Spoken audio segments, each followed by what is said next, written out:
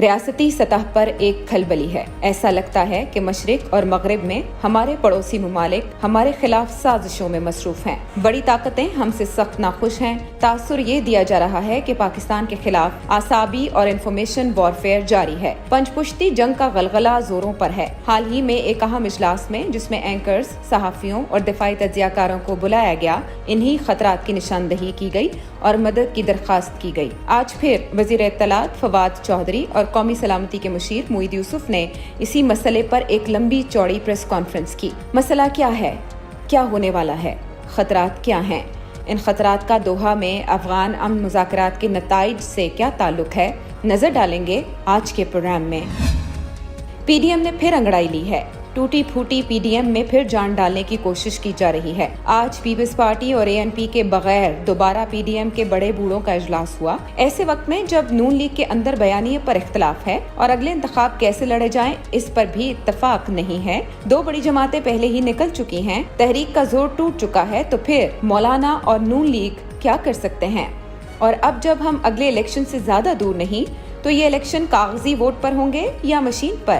آج بھی شبلی فراز نے یہ مشینیں دکھائیں، ہمارے سارے جمہوری دکھوں کا مداوا ان مشینوں کو قرار دیا۔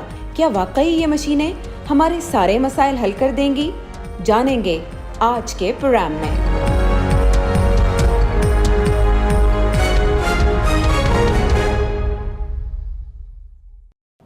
السلام علیکم، نجم سیٹھی شو میں خوش آمدید۔ میں ہوں سیدہ عائشہ ناز، میرے ساتھ موجود ہیں نجم سیٹھی صاحب۔ السلام علیکم۔ نجم سیٹھی صاحب، کچھ عرصے سے افغان مسئلے کو لے کر پاکستان میں خصوصاً کافی کھلبلی ہے۔ اس پہ ہم نے یہ دیکھا کہ نیشنل سیکیورٹی کمیٹی کی ایک میٹنگ ہوئی، اس میں بھی کہا گیا کہ اسے افغان سینٹرک رکھیں۔ پھر ہم نے کچھ جرنلسٹ کو بھی دیکھا، انہیں انوائٹ کیا گیا اور انہیں بھی بریف کیا گیا، ان سے بھی بات چیت کی گئی۔ آج شام بھی ہلچل اس نوعیت کی نظر آئی کہ ہمارے فواد چودھری صاحب نے اور جو ہمارے مشیر برائے قومی سلامتی ہیں موید یوسف، انہوں نے بھی یہ کہا کہ افغانستان میں ناکامی کا ملبہ پاکستان پر ڈالنے کی کوشش کی جا رہی ہے۔ کور کمانڈرز کانفرنس بھی ہوئی جس میں آرمی چیف کے بیانات میں آپ کو اسپیشلی پڑھ کے سناؤں گی، بہت امپورٹنٹ ہیں۔ قیاس آرائیوں اور قربانی کا بکرا بنانے کی روش کو ترک کر دیا جائے، مجموعی قومی حکمت عملی اپنانے کی ضرورت پر بھی آرمی چیف نے زور دیا ہے۔ دو اہم پوائنٹس ہیں جو کہ کور کمانڈرز کانفرنس کے بعد سامنے آئے۔ مائی کوسچن از، کوئی خطرہ ہے جس کو اسمیل کیا جا رہا ہے، یا یہ ساری سچویشن کا تعلق ادھر دوحہ مذاکرات سے ہے؟ آپ کی چڑیا کی خبر۔ دیکھیے، آدھی چڑیا اور آدھی انالیسس۔ اچھا انالیسس اچھی خبر کے بغیر نہیں ہوتا۔ اچھا، اب بات یہ ہے کہ اس پہ تو کوئی شک نہیں ہے کہ یہ جو ہلچل آپ دیکھ رہے ہیں اس کا تعلق بیسکلی یو ایس پاکستان کے ساتھ ہے، پہلی بات، کیونکہ ڈیفنس سیکرٹری امریکہ کی بات ہو رہی ہے آرمی چیف کے ساتھ جی، کل D G I S I موید یوسف صاحب ادھر جا کے مل کے آ رہے ہیں جی، ایک پینٹاگن کے جنرلز آ رہے ہیں، جا رہے ہیں، آرمی چیف سے مل رہے ہیں جی، اور اب یہ ہلچل تو کرٹیکل ہیں۔ یہ دو میٹنگز دوحہ میں، ایک کل ہوئی اور ایک آج ہو رہی ہے۔ کچھ لوگوں کا یہ کہنا ہے کہ یہ لاسٹ ڈچ ایفرٹ ہے۔ آپ نے دیکھا اس دن ملیحہ لودھی صاحبہ سے ہم بات کر رہے تھے، وہ کہہ رہے تھے یہ ایک چھوٹی سی کھڑکی کھلی ہے، یہ بند ہونے جا رہی ہے۔ اب اگر ابھی کچھ نہ ہوا تو بس پھر مسئلہ بہت گمبھیر ہو جائے گا، بگڑ جائے گا۔ تو اب یہ ہے کہ یہ آج میٹنگ چل رہی ہے۔ دیکھنا یہ تھا کہ آج کی جو میٹنگ تھی وہ ایکسٹینڈڈ ٹروئکا کی میٹنگ تھی، جس میں رشیا، پاکستان، امریکہ اور چائنا، اور کل ایک جو میٹنگ ہوئی ہے اس میں بھی رشیا نے بیٹھنا تھا، رشیا بیٹھا نہیں ہے اس میں۔ جی، کل کی میٹنگ کے بارے میں کچھ پتہ نہیں چلا کہ ہوا کیا، کہ وہاں کیا ہوا کیا نہیں ہوا، کیونکہ وہ باقی لوگوں کی میٹنگ تھی، طالبان کی اور باقی لوگوں کی میٹنگ تھی۔ تو اگر یہ جو دوحہ ڈائیلاگ ہے یہ فیل ہو جاتا ہے اور کوئی بریک تھرو نہیں ہوتی اور طالبان کسی کی بات نہیں سنتے، یا یہ جو چار ممالک ہیں یہ مل کے کوئی ایسی تجویز نہیں امپلیمنٹ کرتے یا طالبان کو کنونس نہیں کرتے، تو یہ ان کے آپس میں بھی پھوٹ پڑ جائے گی، ظاہر ہے۔ کیونکہ اگر اتفاق نہ ہوا کسی چیز پہ، تو اگر اتفاق نہیں ہے تو طالبان کے ساتھ کیا بات کریں گے، اور اگر اتفاق ہوتا بھی ہے کسی چیز پہ اور طالبان نہیں مانتے تو پھر یہ ہوگا کہ یہ فیل ہو گئے۔ تو امریکہ یہ کہے گا کہ جی ہماری غلطی تو نہیں ہے، پاکستان کی غلطی ہے۔ پاکستان کہے گا جو آلریڈی کہہ رہا ہے کہ ہم نے تو پوری کوشش کی ہے، یہ تو امریکن فارن پالیسی کا فیلئر ہے، ڈونلڈ ٹرمپ نے پہلے ہی اناؤنس کر دیا تھا، جو اناؤنس کیا تھا کہ ہم جا رہے ہیں تو اس کے بعد رہ کے گیا تھا، اور ساتھ ساتھ رشیا اور چائنا، ان کے بھی اپنے انٹرسٹ ہیں۔ تو میرا یہ خیال ہے کہ یہ جو میٹنگز ہو رہی ہیں وہاں یہ بڑی کرٹیکل ہیں، اور یہاں جو گراؤنڈ پریپیئر کی جا رہی ہے کہ اگر یہ فیل ہو گیا سارا ڈائلاگ تو سارا بلیم جو ہے وہ پاکستان پہ آئے گا. اور یہاں فکر اس بات کا ہے کہ بلیم صرف آنا تو کوئی بات نہیں ہے. یہ نہ ہو کہ امریکہ یا انٹرنیشنل کمیونٹی کچھ سخت اقدامات کرے, کوئی ایسے قدم اٹھائے جس سے پاکستان کو سینشر کیا جائے یا کرٹیسائز کیا جائے یا سینکشن کیا جائے. اچھا, سخت قدم ہو کیا سکتا ہے؟ اس سے پہلے بھی آپ نے خبر دی تھی کہ امریکہ میں کیا ہو رہا ہے, سوچ کیا ہے وہاں پر پاکستان کے حوالے سے. کیا ہے نیکسٹ امریکہ کے ذہن میں اگر مذاکرات ناکام ہوتے ہیں فور پاکستان؟ دیکھیے بات یہ ہے کہ ابھی ایک ہیش ٹیگ ٹرینڈ چل رہا ہے جی, جو کہ ہماری طرف سے یہ کہنا ہے کہ یہ افغانز اور انڈینز نے مل کے یہ بنایا ہے. جی, 8 لاکھ کے قریب اس کی ٹرینڈنگ ہو چکی ہے, ٹویٹس ہو چکی ہیں, اور اس میں افغانز, انٹلیکچوئلز, ایکیڈیمکس, جرنلسٹ جی وہ سارے ہیں, اور کچھ لوگ امریکہ میں بھی بیٹھے ہیں جو کر رہے ہیں یہ. اور ہمارے لوگوں کا یہ کہنا ہے کہ یہ ایک کنسرٹڈ کیمپین ہے, اور وہ جو ٹرینڈ ہے وہ کیا ہے, سینکشن پاکستان. یہ ٹرینڈ سینکشن پاکستان کافی دن چلتا رہا. تو اس سے پریشانی تو ہوگی. اور مجھے جو یاد پڑتا ہے کہ جب معید یوسف صاحب امریکہ گئے تھے اور وہاں بات چیت کر کے آئے, تو میں نے بڑا دیکھا کہ معید یوسف صاحب کہہ رہے ہیں کہ ہماری بڑی اچھی باتیں ہوئی ہیں اور تکڑی باتیں ہوئی ہیں, اور سبسٹینٹیو لفظ استعمال کیا تھا کہ بھرپور قسم کی ڈسکشنز ہوئی ہیں. امریکہ کی طرف سے بہت مختصر بیان آیا تھا. ان کے جو سپوکسمن تھے یا بلنکن جو ان کے سیکرٹری, انہوں نے کہا جی ٹف باتیں ہوئی ہیں. اب وہ کہہ رہے ٹف باتیں ہوئی, یہ کہہ رہے سب ٹھیک ہے. جی, تو میرا خیال ہے سب ٹھیک نہیں ہے, سب ٹھیک نہیں ہے. اور یہاں خدشہ یہ ہے کہ اگر یہ فیل ہو جاتا ہے ڈائلاگ, اور طالبان نے پچھلے 4, 5, 10 دن کے اندر انہوں نے 10 پروونشل کیپٹلز اور شہروں کے اوپر قبضہ کر لیا, 60% آف افغانستان, اور اس وقت جو غنی کی جو فورسز ہیں وہ صرف 37% میں ہیں, جی, اینڈ سو آن. اور وہ دن بدن حالات وہاں بدل رہے ہیں, اور وہ طالبان کی وکٹریز ہو رہی ہیں, اور ایک ملٹری وکٹری کی طرف طالبان جا رہے ہیں. جی, آرمی چیف کو بھی وہاں پر برطرف کر دیا گیا. آرمی چیف برطرف کر دیا غنی صاحب جہاز پکڑ کے تو مزار شریف چلے گئے ہیں وہاں بچانے کے لیے, دیکھنے کے لیے کہ وہاں صورتحال کیا ہے. ان کے فائنانس منسٹر جو ہیں انہوں نے آج ہاتھ پیر چھوڑ کے جہاز پکڑ کر بھاگ گئے ہیں وہاں سے. وہ کہنے لگے کہ اب ہمارے پاس پیسے نہیں ہیں تنخواہیں دینے کے لیے, اور یہ ہو رہا ہے اور وہ ہو رہا ہے, اور میں تو جا رہا ہوں. تو فیٹ آف پاکستان, تو وہ سارے جو ہیں وہ فنگر پوائنٹ کر رہے ہیں پاکستان. وہ اپنی غلطیاں جو ہیں غنی حکومت کی وہ تسلیم نہیں کرتے. امریکہ اپنے آپ کو وہاں سے نکال کے بھاگ گیا ہے. اب وہ کہتا ہے کہ جی یہ پاکستان کی وجہ سے سب کچھ ہوا ہے, ہم نے ان کو اتنے پیسے دیے, یہ کیا وہ کیا, انہوں نے ہمارے ساتھ ڈبل گیم کھیلی, وہی جو ڈونلڈ ٹرمپ کہہ رہے ہیں. جی جی. تو صورتحال بگڑ رہی ہے پاکستان. تو کیا کریں؟ تو آپ کا سوال یہ ہے کہ یہ اسی لیے میں سمجھتا ہوں یہاں پریشانی ہے کہ, مگر مجھے جو چیز جو انٹرسٹنگ لگ رہی ہے وہ یہ ہے کہ یہ جو ہمارا بیانیہ ہے یہ تو باہر دنیا کو بتانا ہے نا, بتائیں. پاکستان کی عوام کو بتانے کا کیا فائدہ؟ ہم تو پہلے سمجھتے ہیں. اس کا یہ مطلب ہے اس کے پیچھے بھی کوئی سوچ ہے. کیا؟ اور وہ سوچ شاید یہ ہے کہ اگر ہمارے اوپر الزام لگے اور ہمیں ٹھہرایا گیا ہے کہ قربانی کا بکرا, مورد الزام آپ, اور اس کے بعد سینکشن وینکشن کچھ لگنے شروع ہو گئے, یا مثال کے طور پہ کیا سینکشن؟ دیکھیے اب یہ تو بڑا مشکل ہے. امریکہ کے پاس اور انٹرنیشنل کمیونٹی کے پاس بہت سے طریقے ہیں آپ کو تکلیف دینے کے لیے. مطلب ہے کہ IMF نے کہا ہے کہ سپٹمبر میں وہ پھر سے آپ سے بات کریں گے. وہ نہیں کریں گے, وہ دسمبر چلی جائے گی بات آگے. اگر IMF نہیں آئے گی تو نہ ورلڈ بینک آئے گا, نہ اور فائنینشیل انسٹیٹیوشنز آئیں گی. یہاں ایک لاس آف کانفیڈنس ہوگا بزنس مارکیٹس کے اندر کہ لو جی یہ ایک قسم کا سینکشن ہی ہے نا, تو اس قسم کی چیز ہو سکتی ہے. پھر وہ امریکہ کے پاس بہت سے ٹولز ہیں, میں ڈیٹیل میں نہیں جانا چاہتا ہو ایم آئی ٹو سے وہ کیا کریں گے یا نہیں کریں گے, مگر یہ بات چل. پاکستانی کیا کریں گے, پاکستانی حکام کیا کریں گے؟ ماضی میں جیسے پریشر آتا تھا تو جھک جاتے تھے, اب کیا جھکنے کی بات ہے اس میں؟ اب وہ پریشر آئے گا اور وہ اگر کچھ کر دیں گے تو وہ بھگتنا پڑے گا نا وہ. تو اس کا یہ مطلب ہے کہ یہ آپ چاہ رہے ہیں کہ پاکستان کی عوام کو تیار کیا جائے کہ آگے کیا ہونے جا رہا ہے. اچھا, اس میں 2 پہلو ہیں.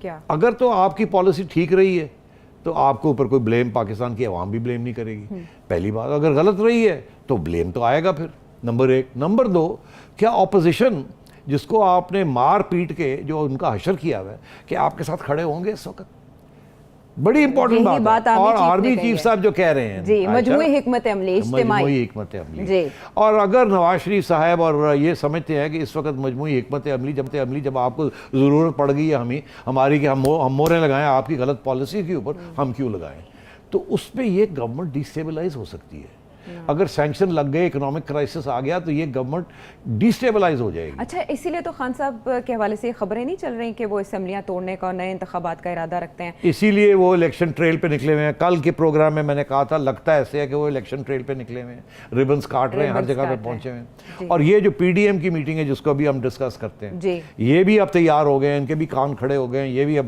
کہہ رہے ہیں کہ ہم جلد سے جلوس شروع کریں گے. تو مجھے ایسے لگ رہا ہے کہ ایک ڈومیسٹک کرائسس اب بن رہی ہے, اور وہ ڈومیسٹک کرائسس عائشہ میں 6 ماہ سے لکھ رہا ہوں اور کہہ رہا ہوں کہ پاکستان وہ ڈاگ اینڈ ٹیل کا جو محاورہ ہے, میں یہ کہہ رہا ہوں کہ the tell us wagging the dog.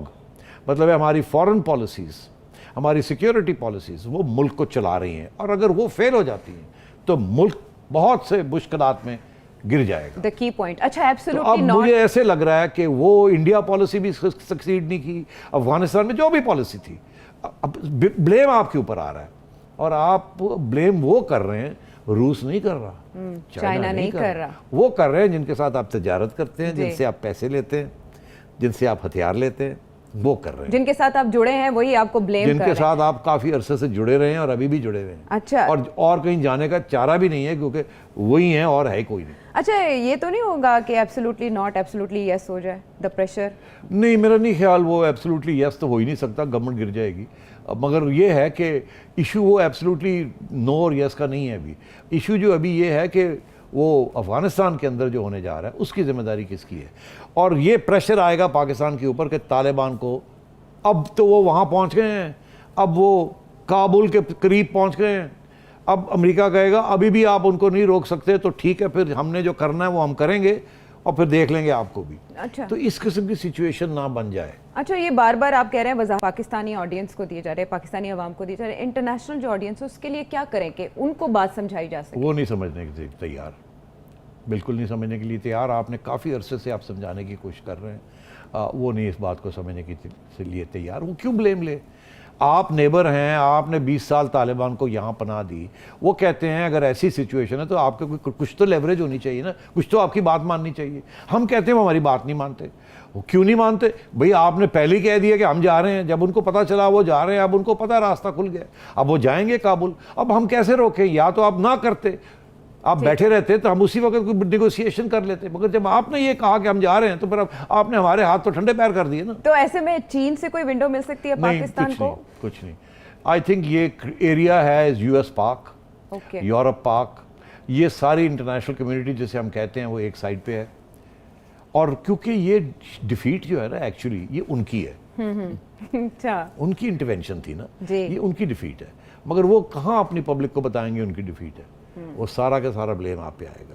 اب آپ نے کیا اس کی تیاری کی تھی؟ کیا آپ نے غلطیاں کی کہ یہ ایسے ان کی غلطیاں جو وہ آپ کے اوپر آ رہی ہیں؟ آپ اپنے آپ کو کیوں نہیں بچا سکے؟ آپ نے اس سچویشن کو یہاں تک آنے کی کیوں دیا, آپ نے اجازت دی یا کیوں الاؤ کیا؟ تو یہ سارے سوال کھڑے ہوں گے. اور جب یہاں سینکشنز لگیں گے یا تکلیف دی جائے گی قوم کو یا گورنمنٹ کو, تو وہ قوم کے اوپر آئے گی. اور جب قوم کے اوپر آئے گی تو قوم پھر حساب مانگے گی. امریکہ سے حساب نہیں مانگے گی, حکومت سے مانگے گی, ذمہ داران سے مانگے گی. اور ایسے میں حساب مانگنے کا عمل پی ڈی ایم نے تو تھوڑا بہت شروع کر دیا. اب ایک میٹنگ تھی بہت اہم, آپ بھی جانتے ہیں, مرحومہ مغفور پی ڈی ایم جسے کہا جا رہا تھا کہ وہ جمود کا شکار ہے, پھر زندہ ہو گئی ہے. آپ سمجھ رہے ہیں کہ کوئی تحریک چلانے کی پوزیشن میں استعفے آئیں گے یا کوئی انتخابی اتحاد؟ اب جو سچویشن بن رہی ہے اس میں اہم کردار. میں سمجھتا ہوں کہ بڑی ٹائملی ہے پی ڈی ایم کی یہ میٹنگ. میرا خیال وہ ان کو سمجھ آ رہی ہے ہو کیا رہا ہے, اور انہوں نے سوچا ناؤ از دا ٹائم, ہم بھی تھوڑے ایکٹیو ہو جائیں تاکہ ہماری بات بھی سنی جائے. تو اس لیے اب انہوں نے یہی فیصلہ کیا ہے کہ مہنگائی کے اوپر ایک تحریک چلائیں گے. اور یہ کسی سٹیج پہ بھی یہ تحریک اگر چل پڑی, وہ 29 کو میرا خیال ہے ان کا فیصلہ کہ کراچی میں جلسہ کریں گے اور اس کے بعد فیصلہ کریں گے. اور 29 تک پتہ نہیں اور کیا کیا ہو گیا ہوگا افغانستان کے اندر, اور اس کا فال آؤٹ جو ہے وہ شاید پاکستان پہ کیا ہو گیا ہوگا, یو ایس پاکستان ریلیشن کا کیا ہوگا. آپ کو یاد ہے جب ہم ملیحہ لودھی صاحبہ سے بات کر رہے تھے تو میں نے یہ پوچھا تھا کہ اگر یہ پاکستان اور امریکہ اور یہ سب مل کے طالبان کو نہیں روک سکتے تو بلیم گیم میں امریکہ پاکستان کے تعلقات خراب ہو سکتے ہیں. انہوں نے کہا تھا بالکل عین ممکن ہے. تو یہ بالکل سب سے بڑا خطرہ وہی ہے اس وقت. اور آپ کی جو ڈپینڈنس ہے وہ ساری امریکہ اور انٹرنیشنل کمیونٹی پہ ہے, اور آپ کو بیل آؤٹ اور کر بھی کوئی نہیں سکتا. وہی دیتے ہیں, وہی بیل آؤٹ کرتے ہیں. اچھا, تو ایسے میں آپ کو لگتا ہے کہ اپوزیشن یہ بار غلطیوں کا اپنے کندھوں پر لینا پسند کرے گی ریلیونٹ ہونے کی کوشش کر رہی ہے اپوزیشن تو یہی ہے نا, اپنے کندھوں پہ لے لیں گے وہ ذمہ داری. کس کی؟ The tough time is coming. میرا نہیں خیال وہ لیں گے. پریشر بڑا ہوگا کہ آپ ہمارا ساتھ دیں, گورنمنٹ کو تنقید نہ کریں, یہ نہ کریں, پارلیمنٹ کے اندر ہماری بات سنیں. آپ نے دیکھا نہیں بریفنگ شروع ہوئی ہوئی ہیں, پہلے اپوزیشن کی بریفنگ, پھر ادھر کی بریفنگ, پھر میڈیا کی بریفنگ. یہ سب تیاری کی جا رہی ہے کہ اگر حالات بگڑ گئے تو ہمیں مت اٹیک کیجیے گا, اٹیک کرنا ہے تو کسی اور کو کیجیے گا. مگر کیا ایسے ہوگا؟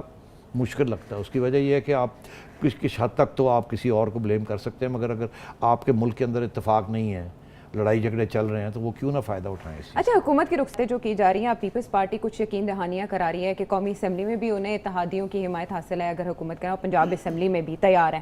آپ کو لگتا ہے یہ پاسبلٹی تبدیلی یہاں سے آئے گی؟ دیکھیے کہ کچھ کہا نہیں جا سکتا. اگر یہاں ہلچل شروع ہو جاتی ہے تو پھر اینی تھنگ از پاسبل. پھر یہ ہے کہ ہو سکتا ہے پھر اسٹیبلشمنٹ یہ سوچے کہ عمران اپنے آپ کو بچانے کے لیے عمران کی چھٹی کرائی جائے اور کسی اور کے ساتھ جو لوگ تنقید کر رہے ہیں ان کے ساتھ نکل جائے آگے. یہ ہمیشہ ہوتا ہے. بلیم گیم کے اندر کوئی بلیم نہیں لیتا, کسی اور کے اوپر پھینک دیتا ہے. امریکہ آپ کے اوپر پھینک رہا ہے, ٹھیک ہے, آپ ہو سکتا ہے پی ٹی آئی گورنمنٹ کے اوپر پھینک دیں, اور آپ اس گورنمنٹ کو تبدیل کر کے یہ لوگوں کو تاثر دیں کہ ہم نے تو تبدیلی آ گئی ہے, جن لوگوں نے یہ گڑبڑ کی تھی وہ فارغ ہو گئے, ہم تو بالکل اب تو اتفاق ہو جائے گا, یہ ہو جائے گا, وہ ہو جائے گا. تو ہر قسم کی چیز جب ایسے ہلچل ہو رہی ہو نا, اس میں بہت کچھ ہو سکتا ہے. میوزیکل چیئر یعنی کہ چل سکتی ہے ایک بار پھر پاکستان میں, اور اپنی ناکامیوں کا ملبہ اتارنے کے لیے کسی اور کے اوپر دستیاب ہے کوئی نہ کوئی قربانی. میں ہمیشہ یہ کہتا ہوں کہ اگر جنگ ہو نا, جب جو ملک ہار جاتا ہے نا, اس کی حکومت سروائیو نہیں کرتی. اسی لیے کوئی مانتا نہیں ہے کہ ہم ہار گئے ہیں. تو آج بھی وہی سچویشن ہے. اگر یہاں کچھ امریکہ اور انٹرنیشنل کمیونٹی کے ساتھ کچھ پرابلمز ہو گئے تو اس کی ذمہ داری کون لے گا یہاں؟ ہاں, یہ ایک سوالیہ نشان ہے, اور اسی سوالیہ نشان کو ہم یہیں چھوڑے جاتے ہیں اور بریک کے بعد واپس آتے ہیں.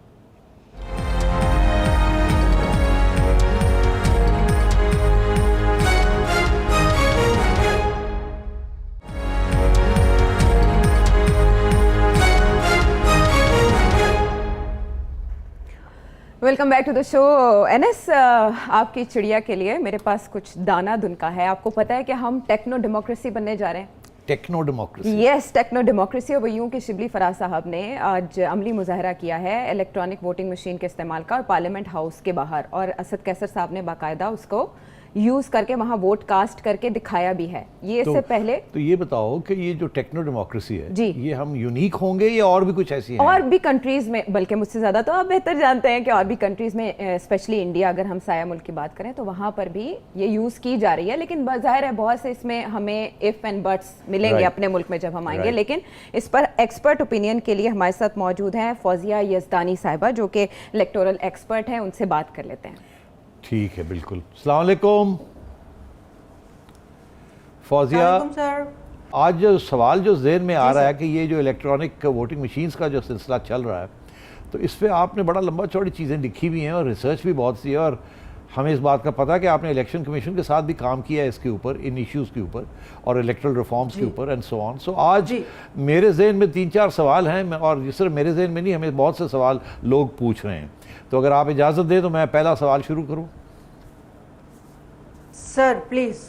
تو فوزیہ یہ بتائیں کہ یہ اس وقت کیوں یہ اس حکومت کو یہ جنہوں نے کہنا پسوڑی پہ آ گئی ہے کہ اگلے 2 سال کے اندر انہوں نے, یا 1.5 سال کے اندر انہوں نے پاکستان کی اگلی الیکشن جو ہے وہ الیکٹرانک ووٹنگ مشینز کے ذریعے کرنی ہے, جبکہ ہمسایہ انڈیا میں پہلی پائلٹ پروجیکٹ 1980, 81 یا 82 میں ہوا کیرلا میں, اور پھر ان کو پتہ نہیں, میرا خیال ہے پورے 18-19 سال لگے, 2009 میں جا کے پھر انہوں نے الیکشنز کروائیں ووٹنگ مشینز کے اوپر, اور اس کے بعد پھر سپریم کورٹ نے بھی 2011 اور 12 میں اس کو الیکٹرل پریکٹسز کو امینڈ کیا کہ صرف ای وی ایمز نہیں, آپ اس کے ساتھ ووٹر ٹریلز بھی چاہیے, آڈٹ بھی چاہیے, اور وہ پرنٹرز بھی لگنے شروع ہو گئے اینڈ سو آن. تو بات یہ ہے کہ اتنا دیر لگی ہے انڈیا کو اس کو پکا کرنے میں اور فول پروف کرنے میں, اور عوام کے اندر اور پولیٹیشنز کے اندر اور سیاسی جماعتوں کے اندر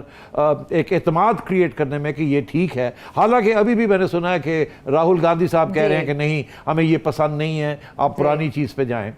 ایک طرف تو یہ ہے, دوسری طرف صرف آپ ہی نے کہیں لکھا ہے, میں پڑھ رہا تھا کہ صرف 4 ملک ہیں جو کہ یہ EVMs استعمال کر رہی ہیں, India, Brazil, Venezuela and Bhutan. اور باقی جو ہیں کچھ لوگوں نے پائلٹ پروجیکٹ کیے ہیں, کچھ نے شروع کیا تھا چھوڑ دیا ہے, کچھ لوگوں نے تو بین ہی کر دیا ہے, لائک جرمنی, فرانس اور نیدرلینڈس. انہوں نے تو کہا جی سوال ہی پیدا نہیں ہوتا. تو اب بات یہ ہے کہ اگر یہ صورتحال ہے دنیا کی, تو پاکستان میں کی پسوڑی پہ ہی انہوں نے کہ جی 2 سال میں ہم یہ سب کچھ کر لیں گے, جو کہ دنیا نے بیسکلی ریجیکٹ کر دیا ہے.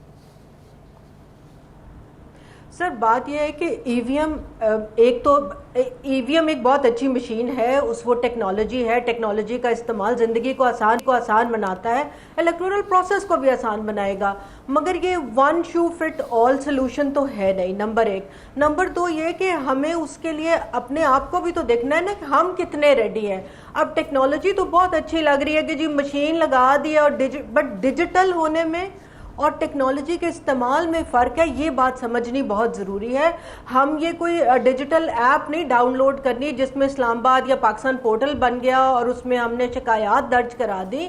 اس سے ہمارے انتخابی عمل کے اوپر پوری نگاہ رکھی جائے گی, یہ اس کا حصہ ہوگا. اور ہمارا انتخابی عمل ہمیشہ سے متنازع رہا ہے. اگر آپ مجھ سے بہتر جانتے ہیں کہ انتخابی عمل کی جب بات ہوئی ہے جھرلو کے ورڈ کے بغیر نہیں ہوئی, تو کیسے ایک ایسی چیز جس میں سٹیک ہولڈرز کا اعتماد شامل نہیں ہے اس کو آپ ایک دم لا کے کہہ دیں کہ جی یہ بچہ پیدا ہو گیا, یہ بچہ آپ کا ہی ہے, بس آپ لے لیں, تو وہ تو کوئی بھی اعتماد نہیں کرے گا. تو فوزیہ ابھی میں دیکھ رہا تھا, سٹیک ہولڈر ٹرسٹ کا ہے. میں دیکھ رہا تھا کہ Indian election commissioner x Qureshi صاحب, انہوں نے ایک بیان دیا بڑا انٹرسٹنگ, جس میں انہوں نے کہا جی کہ یہ سسٹم کو کامیاب ہونے کے لیے 3 کنڈیشن ضروری ہیں, جو کہ پہلی تو یہ ہے کہ جو ٹیکنیکل چیز ہے اس کے اندر فیتھ ہونا چاہیے, اعتماد ہونا چاہیے کہ یہ جو چیز ہے یہ صحیح ہے, یہ چلے گی, اس پہ گڑبڑ نہیں ہوگی.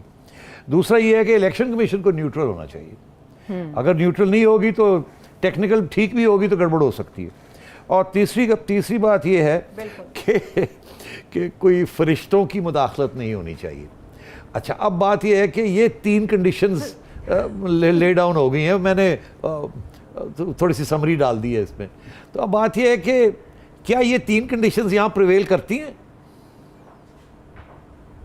سر یہ تو بالکل نہیں کرتی, اور اس کتاب میں جس کا نام انڈاکیومنٹڈ مشین ہے اس میں انہوں نے یہ بھی لکھا ہے کہ پولنگ ایجنٹ بہت اس میں ایک کرٹیکل فیکٹر پلے کرتا ہے, کیونکہ امیدوار کا سارا اس دن جو پورا اس کا کٹا ہے وہ پولنگ ایجنٹ نے پولنگ ایجنٹ کی اگر ٹیکنیکل کیپیسٹی نہیں ہے تو EVM آپ لگا دیں کچھ بھی, کوئی بھی اعتماد نہیں اس پر کرے گا. آپ خود دیکھ سکتے ہیں کہ ابھی تک فارم 45 اور 46 کا مسئلہ ہم حل نہیں کر پائے, کیونکہ ہمارے پولنگ ایجنٹس کو نہیں پتا کہ سائن کہاں کرنا ہے, لے کر جانا ہے, پولنگ اسٹیشن سے باہر نکلتے ہوئے کیا کرنا ہے, فارم 46 جب مل رہا ہو تو کیا کرنا ہے. تو اس کے وقت پھر وہ کیسے دیکھ پائیں گے؟ دیکھیں پولنگ ایجنٹ کا رول تو وہی رہے گا نا, الیکٹورل جو ہماری ووٹر لسٹ ہے اس کا رول وہی رہے گا, صرف ایک مشین ہوگی.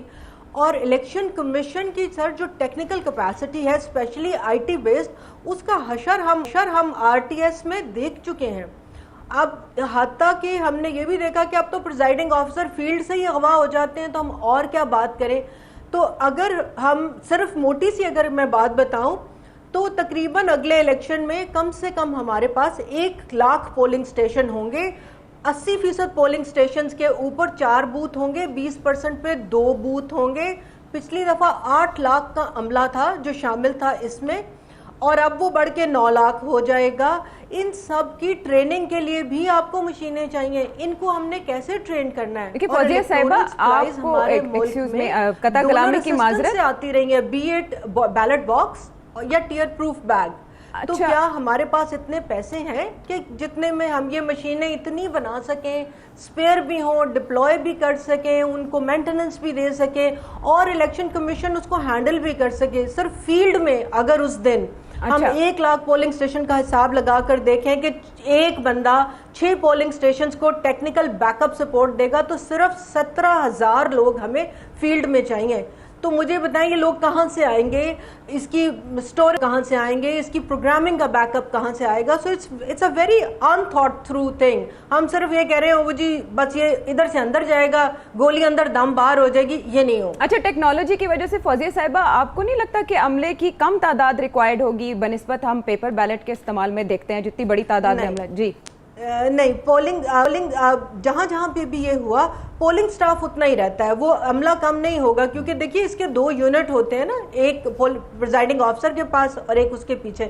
عملہ ہمیں اتنا ہی چاہیے ہوگا کیونکہ اس نے ووٹر لسٹ کو ویسے ہی ٹک کرنا ہے, آئی ڈی کارڈ کو بھی دیکھنا ہے اور نشان بھی لگانا ہے آپ کے انگوٹھے پہ, تو وہ سارے کام کے لیے تو بندہ چاہیے نا آپ کو. اچھا فوزیہ, آپ نے آپ کے مضمون جس کا حوالہ میں دے رہا ہوں اس میں آپ نے 15-16 پوائنٹس لکھے ہیں کہ کیا کیا مسئلے ہو سکتے ہیں, جس میں ووٹر آئیڈینٹیفیکیشن, بائیو میٹرک کا وہ پتہ نہیں وہ رجسٹر ہوتا ہے یا نہیں ہوتا, لوگوں کے مزدوروں کے ہاتھ جو ہیں وہ گندے ہوتے ہیں وہ جب کر ایٹسیٹرا.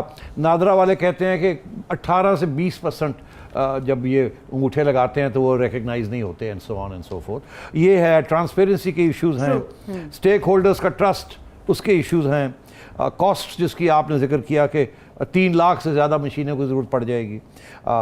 پھر یہ ہے کہ جی اس کے ساتھ ساتھ آر ٹی ایس سسٹم کو بھی چلانا پڑے گا, اور پہلے R T S system fail ہو گیا تو اب کیا گارنٹی ہے کہ یہ آپ کو جلدی رزلٹ دے دیں گا, تو آر ٹی ایس اگر سسٹم پھر ٹوٹ جائے گا تو کیا ہوگا, اینڈ سو آن. پھر یہ سارے ایشوز ہیں, مگر جو سب سے بڑا ایشو ہے جس کی طرف آپ نے توجہ بھی دلائی ہے اور لوگ بھی یہ کہہ رہے ہیں کہ اس کی جو سافٹ ویئر کا پرابلم ہے اس کے اندر فڈلنگ ہو سکتی ہے, اس کو سابوٹاج کیا جا سکتا ہے, اس کو فکس کیا جا سکتا ہے, ٹیمپر کیا جا سکتا ہے. تو وہ جو مسئلہ ہے وہ تو ساری دنیا میں یہ وہ کہہ رہے ہیں یہ سب سے بڑا ٹرانسپیرنسی کا ایشو ہے. ایبسلیوٹلی سر, اس میں سب سے آج جو مجھے بات میں نے minister science and technology Shibli Faraz صاحب کے حوالے سے دیکھا, انہوں نے کہا یہ مشین ہم نے ایسی بنائی ہے جس میں USB پورٹ نہیں ہے, اس لیے یہ ہیک نہیں ہو سکتی. انفارچونیٹلی شاید ان کو نہیں پتا کہ اس طرح کی EVM مشینز دنیا میں جہاں بنی ہے اس میں کہیں پر بھی کبھی بھی USB پورٹ نہیں ہوتی. تو ایک تو ان کو اپنی مشین کے بارے میں بھی خود معلومات تھوڑی سی زیادہ لینی چاہیے. نمبر 2 انہوں نے کہا کہ نیٹ بیس اس لیے یہ ہیک نہیں ہو سکے گی, اس میں نیٹ ہوتا ہی نہیں ہے. اس طرح کی مشین میں پروگرامنگ کا سافٹ ویئر ہوتا ہے, اس لیے اس کی سٹوریج جو ہے وہ بڑی امپورٹنٹ ہو جاتی ہے کہ وہ ایک سیکیور جگہ پہ ہو جہاں پر سافٹ ویئر جو ہے وہ کوئی بھی اس کو ٹیمپر نہ کر سکے.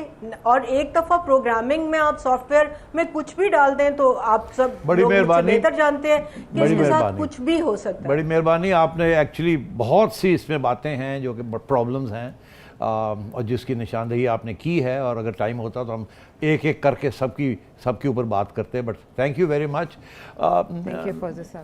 عائشہ, ایسے ہے کہ مجھے نہیں سمجھ آ رہی اگر اتنا یہ کلیئر کٹ بات ہے کہ یہ وقت لگے گا اس قسم کی چیز کو, اگر اچھا آئیڈیا بھی ہے تو کیوں گورنمنٹ کیوں اتنی سمجھ رہی ہے کہ وہ یہ کر سکتی ہے. اور ابھی تک جو کچھ ہوا ہے اور اسپیکر صاحب کو ڈیمونسٹریشن دی جا رہی ہے, ادھر شبلی فراز صاحب آ رہے ہیں جا رہے ہیں, پہلے فواد چودھری صاحب آ رہے جا رہے تھے, اور نہ الیکشن کمیشن کو کانفیڈنس میں لیا ہے نہ اپوزیشن کو کانفیڈنس میں لیا ہے. تو یہ گورنمنٹ کیا کرنے جا رہے ہیں؟ لیکن کہیں سے تو شروع کرنا ہے نا انس, کہیں سے تو شروع کیا جائے گا. انڈیا میں بھی آپ دیکھیں کتنے سال لگے, اور پھر وہ اولی بات یہ ایک ایسی بحث ہے جسے اتنے مختصر وقت میں سمیٹا نہیں جا سکتا. مجھے بریک کا کہا جا رہا ہے, ہم واپس آتے ہیں ناظرین ایک بریک کے بعد.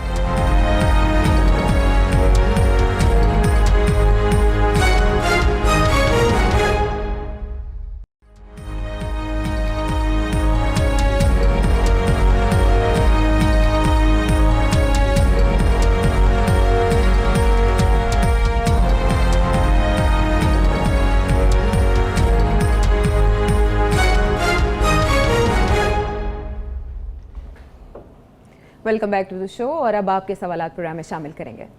السلام علیکم, محمد وسیم عباس ڈسٹرکٹ بکھر سے. نجم سٹی صاحب, میرا کوشچن یہ ہے کہ انڈیا نے 2 سال پہلے 5 اگست کو مقبوضہ کشمیر کا جو ایک سٹیٹس تھا, اسپیشل سٹیٹس تھا, اس کو ختم کیا. 370 آرٹیکل میں تبدیلیاں کیں, 35A آرٹیکل کو ختم کر دیا, اور وہاں پر انڈین فلیگ لہرا دیا. کانسٹیٹیوشن جو ہے انڈیا کا وہ وہاں پہ امپلیمنٹ کر دیا. تو وہ تو باقاعدہ طور پر اس کو اپنا ایک حصہ بنا چکے ہیں, انہوں نے اپنی جو فیوچر پلان ہے وہ سب کے سامنے واضح کیا ہے. جبکہ ہمارے پرائم منسٹر عمران خان صاحب بھی یہ کہہ چکے ہیں کہ الیکشن کمپین کے دوران کہ یہاں پر بھی ریفرینڈمز ہوں گے. تو اس حوالے سے جو ڈیولپمنٹس ہوئی ہیں کشمیر کے حوالے سے, تو آپ کیا دیکھ رہے ہیں کہ کشمیر کا کیا مستقبل ہے, کیا فیوچر میں ہونے جا رہا ہے؟ کائنڈلی اس بارے میں کمنٹ کیجیے گا. اللہ حافظ. بتا دیں واضح آج کشمیر کا مستقبل کیا ہے آپ کے خیال؟ دیکھیے ایسے ہے کہ کشمیر کا جو مستقبل ہے وہ جنرل مشرف اور واجپئی صاحب نے اس کے اوپر بڑا غور کر کے اس بات کو آگے لے کے چلے تھے. وہ اس وقت جو سلوشن ڈھونڈی تھی انہوں نے وہ یہ تھی کہ فوری طور پہ جس قسم کے حالات ہیں دونوں ملکوں میں اور درمیان میں آپس میں اس کو کوئی حل نہیں ہے فوری طور پہ جو دونوں کو ایکسیپٹیبل ہو. تو انہوں نے یہ فیصلہ کیا تھا کہ 50 سال کے بعد اس مسئلے کو پھر سے کھڑا کریں گے, جب کچھ تھوڑا بہت ایک دوسرے میں اعتماد آ جائے گا, تعلقات بن جائیں گے اور ایک دوسرے کی بات سننے کے لیے ہم تیار ہو جائیں گے.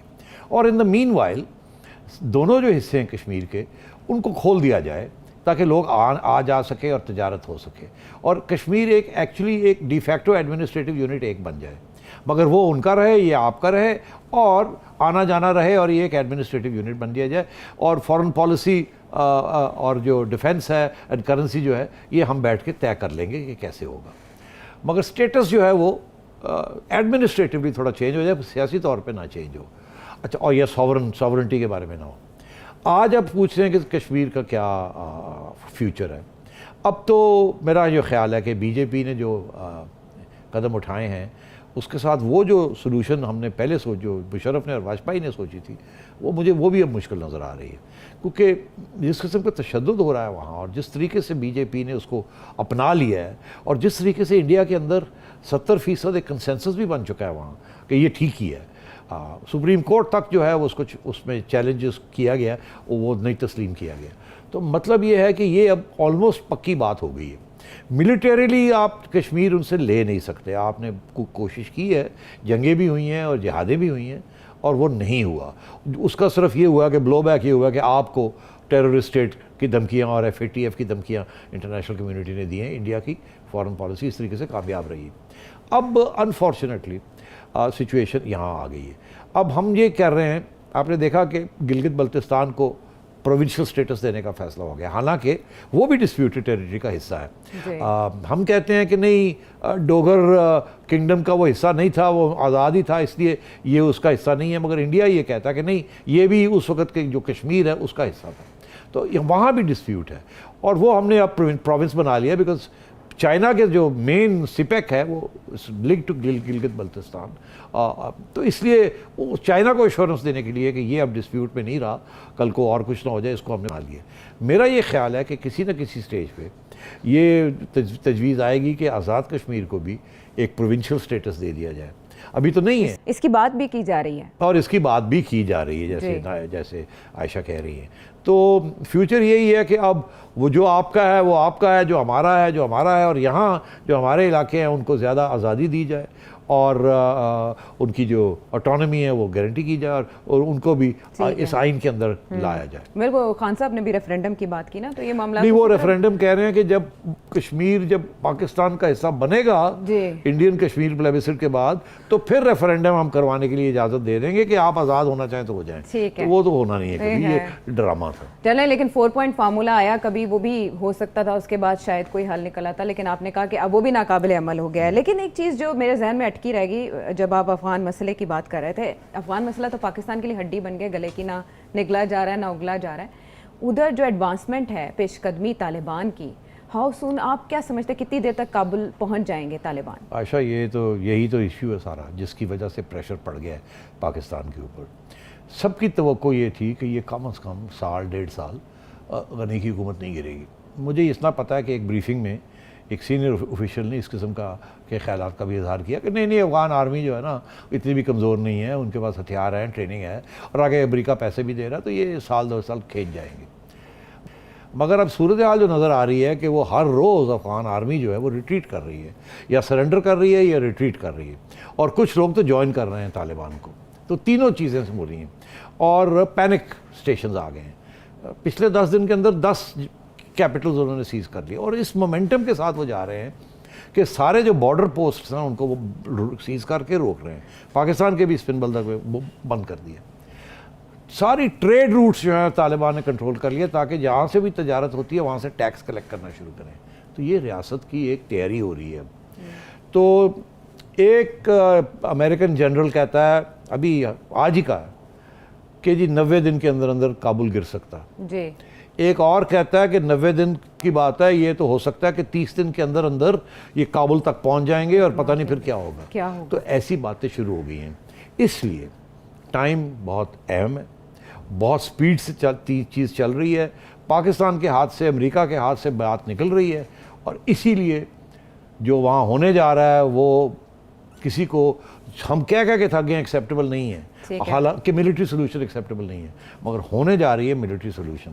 اور اگر ملٹری سولوشن ہو گئی تو پھر سب سے, وہ تو باہر بیٹھے ہوئے ہیں, تو وہ ادھر بیٹھے ہوئے ہیں, ادھر بیٹھے ہوئے ہیں, ہم تو یہاں لائن آف فائر میں ہیں, in the line of fire again. تو ہوشیار, خبردار, اسی میسج کے ساتھ پروگرام ختم کرتے ہیں. آپ کے فیڈ بیک کا ہمیں انتظار رہے گا. جو نمبر ٹیلی ویژن اسکرین پر موجود ہے, اس پر اپنے ویڈیو میسج کے ذریعے آپ بھی سٹی صاحب سے سوال کر سکتے ہیں. اگلے پروگرام تک کے لیے اللہ نے کے پان.